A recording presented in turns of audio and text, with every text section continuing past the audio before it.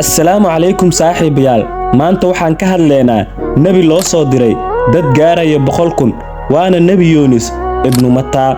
waxa uuna abtirsigiisa galaa nebi Yacquub, waxaana loo soo diray meel la yiraahdo Muusil oo ku taala Ciraaq.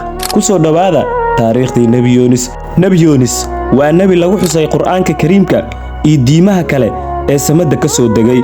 waxa uuna ka mid ahaa ambiyada uu Alle u soo diray in ay waaniyaan ummadooda ayna toosiyaan. qisadiisana waxa ay ka mid tahay qisooyinka ugu caansan uguna xigmada badan ee laga soo waramay, waxaana looga dan leeyahay in laga barto samirka, toobadkeenta iyo rajada Alle laga qabo. nebi Yunus waxaa loo soo diray in uu hanuuniyo ummad ku nooleed magaalada Muusil oo ahayd meel ku taala dhulka Ciraaq ee maanta la yaqaano.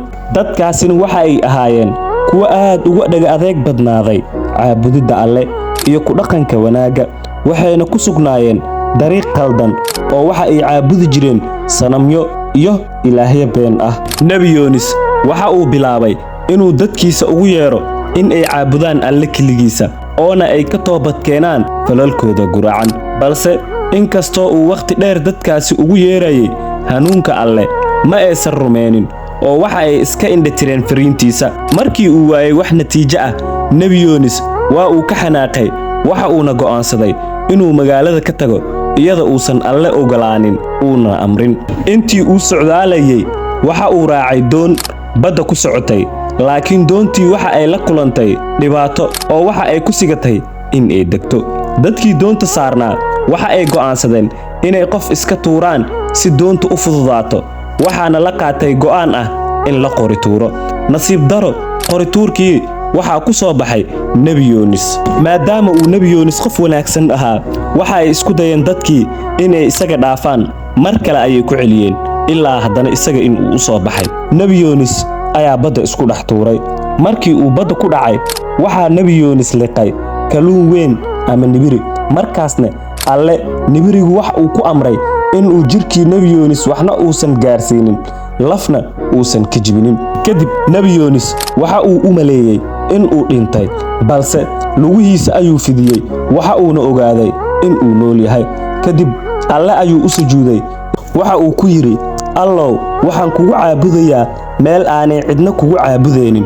kadib nibirigii inta uu badda hoos u galay ayuu nebi Yunus isagayna maqlay xayawaanada badda ku jira oo Alle u tasbiixsanaya oo isaga caabudaya. Alle waxa uu ku ilaaliyay nebi Yunus caloosha nibiriga si mucjiso ah. halkaasi ayuu nebi Yunus ku soo barakooway, waxa uuna ku dhex sameeyay Alle bari iyo toobadkeen badan.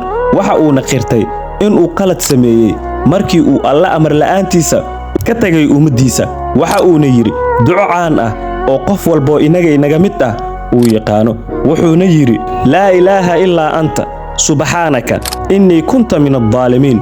ma jiro ilaah xaq lagu caabudo oo aan adiga ahayn, adigaana kana sahan xumaan oo idil.